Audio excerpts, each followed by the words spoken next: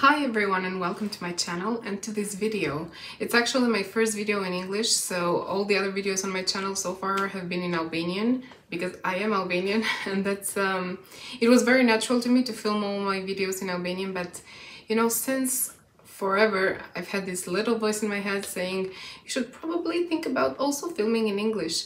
So I've always wanted to do this, and today I just woke up and I decided I will do it. So welcome to my first video in English, and please bear with me because I'm a little nervous, but I'll get through this. I will do this and we will do it together. So let's go. Today's video is actually me sharing my experience as a newcomer in Sweden and actually working and living here.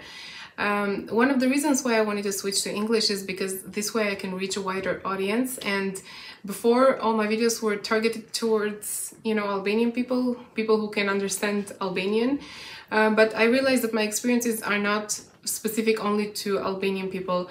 Many other people from other countries can relate as well, so I wanted to make this video in a language that many people can understand. My main focus right now with my videos on my channel is just sharing my experiences as an Albanian living in Sweden, so as a foreigner living in Sweden and working in Sweden. And today exactly I'm going to talk about working in Sweden. So I just want to compare my experiences. I have worked in Albania before, and then I have worked in Sweden here for 7 months now. I had some time to get to know the Swedish job market and also workplace, so just wanted to make some sort of comparison and let you know what my experience is. If you're interested to know about my experience working in Sweden, then please keep watching. So I have worked in Albania as a business analyst, and I worked for roughly 4 years before I moved to Sweden. Two of those years, a year and a half maybe, I can say, were in an Albanian company, and then the rest of them, like and then the next 2 years I worked for a German company that had offices in Tirana in Albania. So I have experienced kind of both in Albania. So I worked for an Albanian company and then for a foreign company. Still, the foreign company had offices here, so management wasn't always, you know, foreigners. It was Albanian management. Now I work in Sweden, in Gothenburg, as a sales analyst. So I used to work as a business analyst, but here my title is Sales Enablement Analyst, which is basically a business analyst, but for working in the sales department. So it's just very specific towards sales. In my previous job, I was working in the purchasing department, so it was purchasing and now it's sales, but you know, my role is basically almost the same. So I just mostly do reporting, I analyze data and, you know, management support with data and reporting. I have pinpointed some topics that I want to talk about, and the first one is work hours. So comparing my work hours in Sweden and in Albania. In total, it's not like I work 40 hours a week, so it's not a big difference in total working hours, but a huge difference for me was having flexible work hours. So here in my job, in my role, I don't really have micromanagement, so I don't need to report at which time I started working and then at which time I finished working and when I took a break or whatever might happen during the day. So no micromanagement whatsoever, which for me, it was the first time having this, and I was, you know, I was so used to reporting my time all the time in Albania, so this was a big change for me.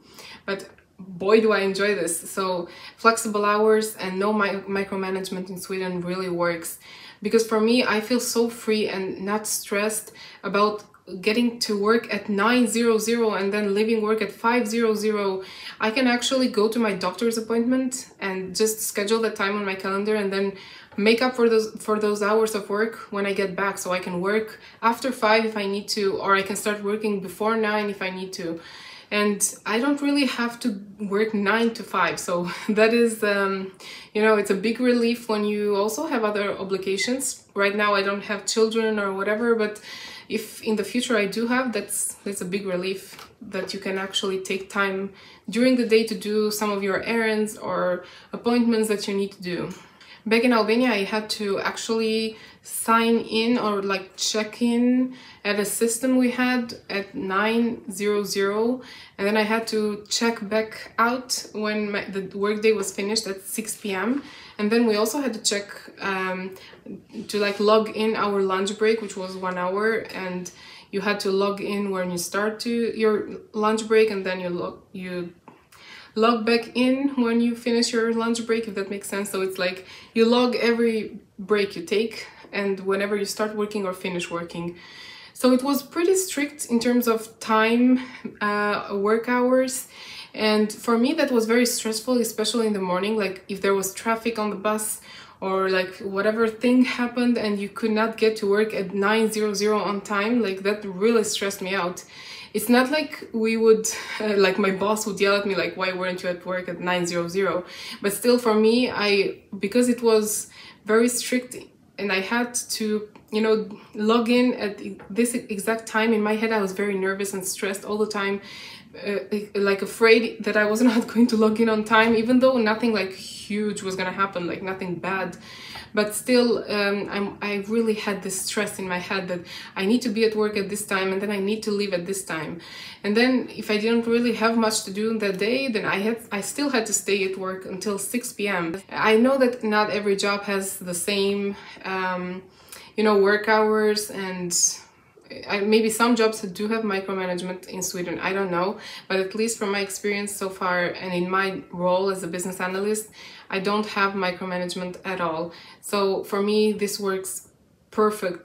It really gets some of the stress out of me, and I'm a person who really gets stressed easily, so not having to stress about being at work at 9:00 or like 8:00 really works for me, and I really enjoy not having to stress about time and hours and logging into the system and logging out and all that stuff that I used to do in Albania. I think I even get my job done more effectively now that I have this freedom to work when I need to work and then do whatever I need to do during the day. I mean, of course, not take advantage of it, but like for important things like a doctor's appointment or a bank appointment, I can just take 1 hour and then work another hour after I'm back if I need to. And on this topic, I also want to mention that I am free to work from home, and my position is kind of hybrid, so I can work from home and also from the office. I do have a desk and we have an office. It's just that my manager doesn't care if I work from home or from the office as long as I do my job. So that's also very useful, you know, because when it's raining or it's cold and I don't really feel like getting out of the house in the morning, I can just work from home. And also, like, I can schedule travel time, and I can work from another country if I want to. For example, I'm going on a trip to Spain next week, not this week, and I'm going to work 3 days from Spain, and then I'm going to take like Thursday, Friday off. So I'm going to be in Spain for a full week, but I'm still going to be working for 3 days from there, and that's not a problem. So it gives you lots of freedom to also travel, which I really need, and I'm really trying to travel as much as I can now that I have the opportunity to. So this kind of this is a huge benefit for me. Back in Albania, most of the time I worked there, we didn't really work from home. But then after the pandemic and everything that happened, we had this 1 day a week that we could work from home. But other than that, it was not very like flexible. You had to be in the office, and you have to like notify your manager if you want to work from another country, which sometimes was not allowed. So there were strict policies about working from home and working from another country, which I did not really like. And then work devices like your laptop, your phone, or whatever. When I was working in Albania, I really just had my desktop, like my computer, my desktop computer in the office. And then when I had to work from home, I was using my own laptop, my personal one. So I did not have a work laptop. I just had this big desktop computer in the office, which was not very practical. You know, I had like 2 different computers when I was working from home and then when I was working in the office.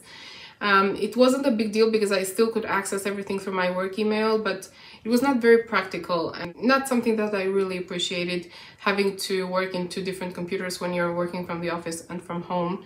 And other than my computer, I really didn't have any other devices given to me from my company. While here in Sweden, I do have my work laptop, which I use both in the office and when I'm working from home. I also have my work phone. They gave me the iPhone 13 this year, which I can use for, you know, accessing things from my phone if I need to access something when I'm not in the office or I don't have my laptop with me. I also have my iPad from my company, which does serve a purpose, of course. I use the CRM that we have, that I work with, and it's a different interface in the iPad, so I just use it in the iPad alongside using the CRM online version on my laptop. But you know, of course, everything that the company gives you, or gives me in this case, has a purpose, so I do use things for work. But you know, of course, I use them also for me, like for my own time. I can enjoy my iPad, my computer. I can take better pictures with my iPhone 13, which is great. Now let's get to the real stuff. So the thing that really has changed since moving here and working in Sweden is how stressed I feel, because in Albania my job was a pretty decent job. I'm not gonna complain, like I had a good job. It was not horrible, but I still felt stressed out so much every day, and especially because of lack of communication with my manager. And I just felt so isolated because I was working in the office in Tirana, and then most of my, well, team, kind of, I didn't really have a team, it was just me, but like other colleagues from other countries, they were working in Germany or like Italy and other countries, so I didn't really have a team in Tirana, and I felt pretty isolated there. So I was very stressed out, and my communication with my colleagues and my manager was not the best. Well, there was a lack of communication, that's what I'm gonna say. And the way that my communication with my manager is now is completely 100% different. And I no longer feel stressed thinking about going to work in the morning. So when I think about just like, oh, today it's a Monday, so I have to go to work. In Albania, that would really stress me out. I would get stressed on Sunday, like afternoon, because I would have to go to work on Monday. And that is not healthy. And that was one of the reasons why I wanted to leave that job. Even if I wouldn't move to Sweden, I would have left the job I had and would have tried to find another one. Luckily, I found this really great job here in Sweden, and my manager here is amazing. So we do have these weekly one-on-ones, which I also had in Albania, but you know, my manager was like, not as she would sometimes like cancel the meeting because she had something else to do, which I understand sometimes happens. But I never felt like a priority when we were talking, and it was only work talk, so nothing like, how's your life, how are you doing, nothing like that on our one-on-ones. While with my manager right now, I just feel so comfortable sharing whatever worry I might have, and I can just ask him about whatever problem I might be facing in my work, because he knows everything, which is, you know, I'm not exaggerating when I say he knows everything that I need to know, so I can just directly ask him, and he's always very available, and he makes time for me, and he answers all my questions, and we talk about, you know, other things other than work. We talk about personal life and how things are going and how I'm feeling, and it really feels good to be asked, like, how do you feel, how's work, do you feel stressed out, what can we do to improve your, you know, situation. So for me, at first it was even like, I was baffled that my manager would ask me like, what do you think about what you're doing? Do you feel stressed?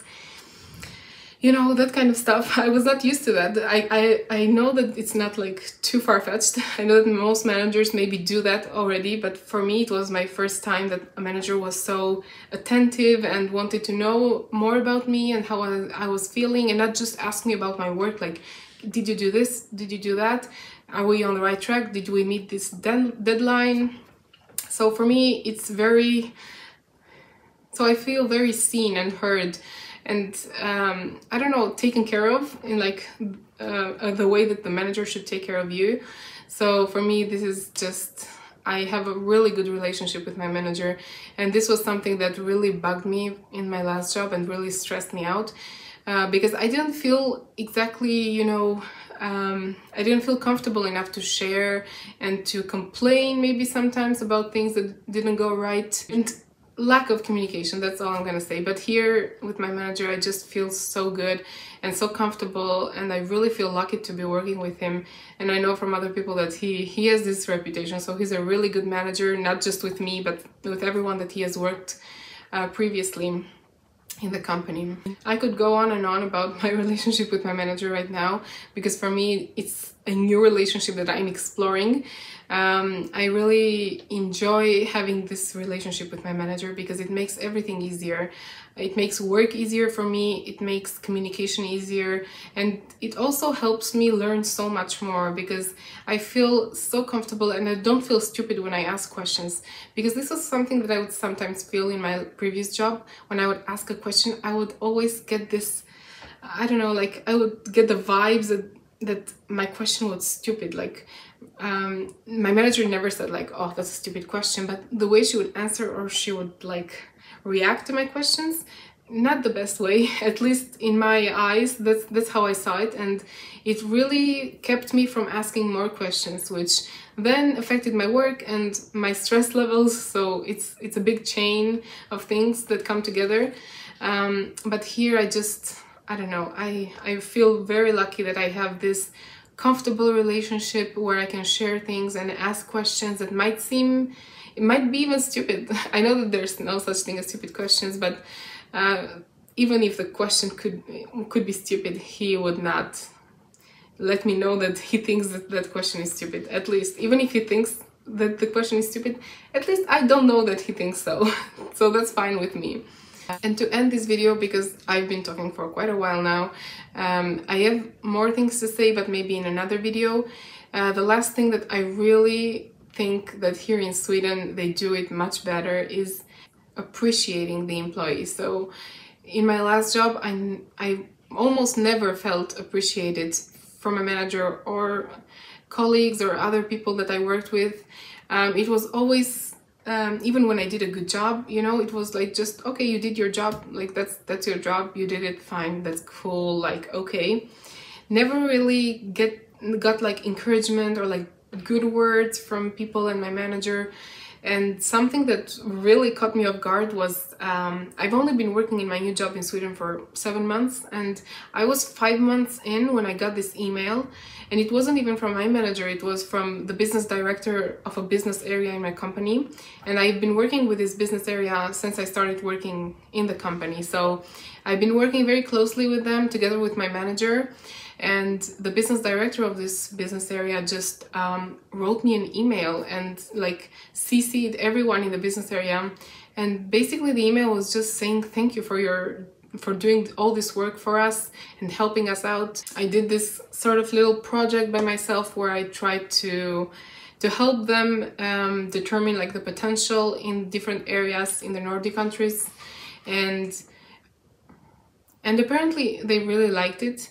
And they decided to let me know that they liked it so much. The business director, he just wrote this email saying that they really felt like what I did was helping them out so much, and they appreciated all my help and all my hard work, and they just wanted to say thank you. And that really made me feel so appreciated, and I could not believe my eyes when I read the email, because, you know, I'd been working there 5 months. I didn't really think I would be, you know, I didn't think I would have people like telling me I was doing so great like in the first 5 months. But it wasn't but it was an amazing email, and I just felt like, I cannot describe how I felt. It's really something that affects you and your work, because after that email I was so motivated to work hard and then do better and improve even more and all that stuff, you know. It really works wonders when people actually say thank you and like appreciate your hard work and not take you for granted.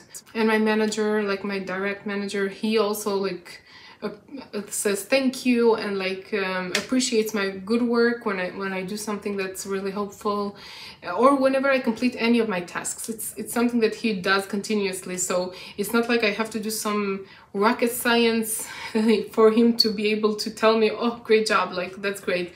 He says that with whatever task I complete, which is part of my job, of course, but he makes sure that I know that I did a good job and I should continue doing this, because he appreciates my work. And you know, there's nothing better than feeling appreciated. It just encourages me to work harder and do better and improve myself in my job.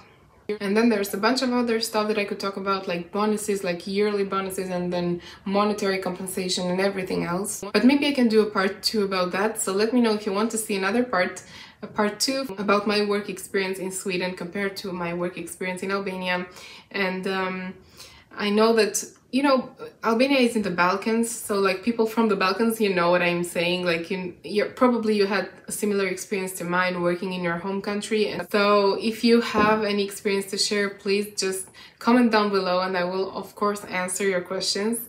And let me know if you want to see something more, like a part 2 or whatever topic you want me to discuss. I'm still, like, I've been here less than a year, so it's not that I've been here for a long time, but I'm just trying to share my experiences as I go through them. I'm rambling a lot, so I'm going to end my video here, and if you enjoyed it, please just give it a thumbs up and leave a comment below, and also subscribe to my channel for more videos in English and for more Swedish experiences from me. Thanks again for watching, and we'll see you in the next video. Bye!